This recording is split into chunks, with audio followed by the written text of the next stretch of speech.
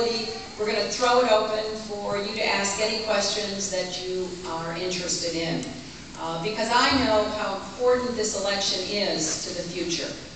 And in fact, it is probably more important to the future of the students here than to the rest of us. Because the next president will make decisions to chart the course of our country through much of the 21st century. Now, I obviously believe that among the tasks of the next president will be reversing the damage that has been done by our current president.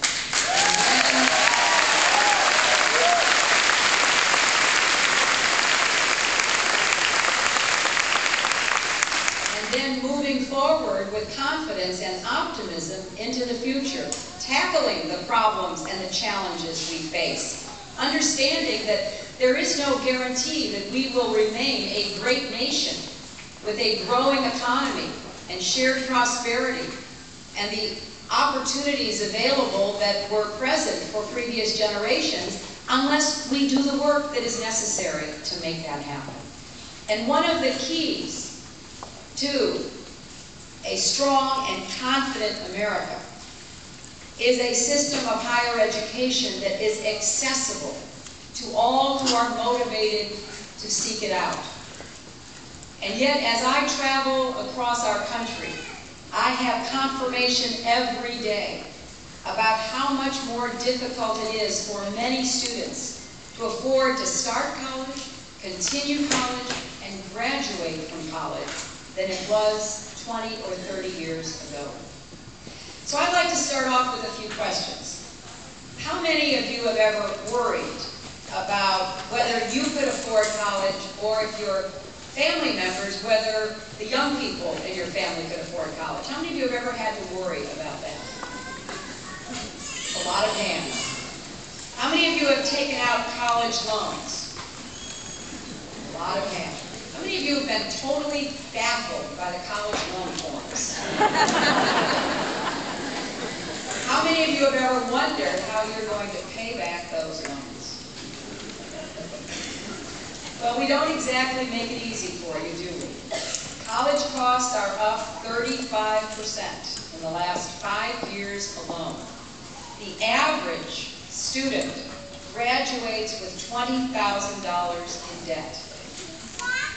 That number is even higher in New Hampshire. New Hampshire has some of the highest costs for college in the country. Therefore, students graduate with higher debt. Higher education has never been more of a financial burden.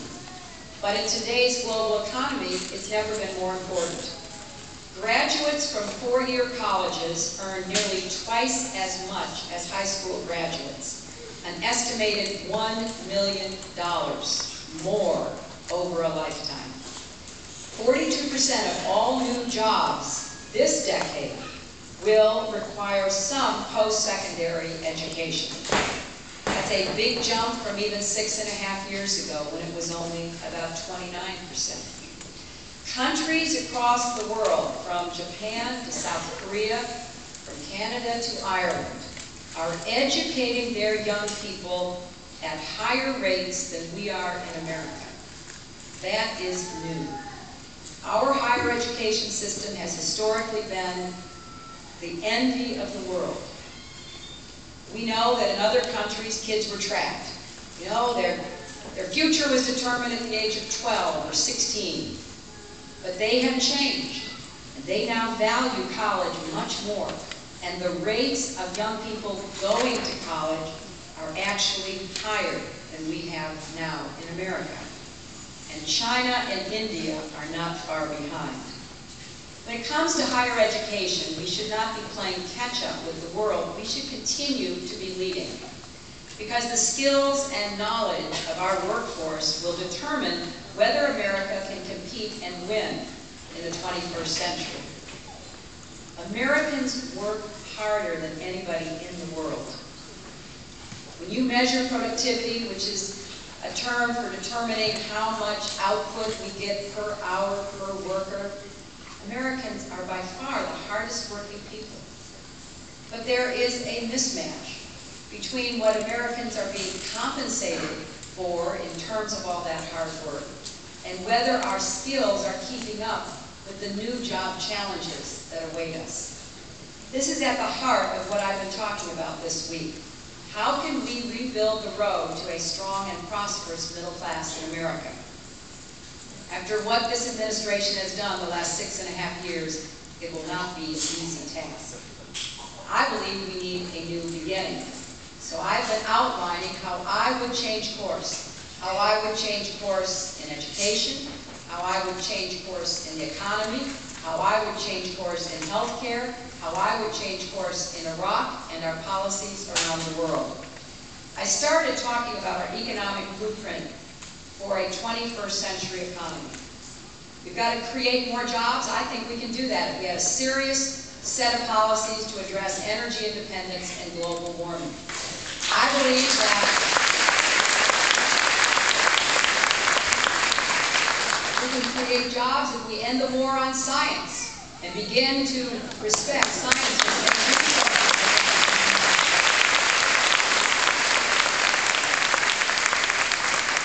I believe we can create jobs if we invest in our infrastructure, our roads, our bridges, our public transit, and our virtual infrastructure, which is why I appreciated Deb talking about my Connect America plan. We are falling behind in access to high-speed internet.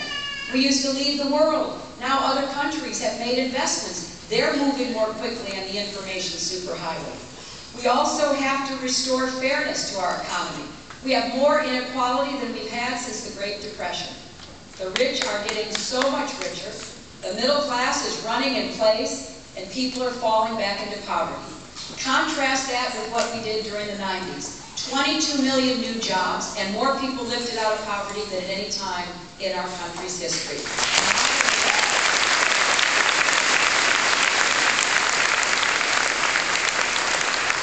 I believe we can get back to that level of job creation if we put our fiscal house in order, getting back to where we were 6.5 years ago with a balanced budget and a surplus. Start paying as we go again, instead of borrowing billions of dollars every single week from countries like China, Japan, South Korea, the Gulf states, and we even now owe money to Mexico.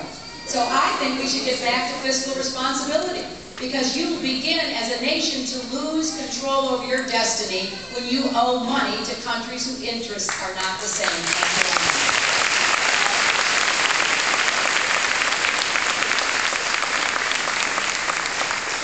I want to get back to the basic bargain that I was raised on. If you work hard and you're responsible, then you and your family can get ahead.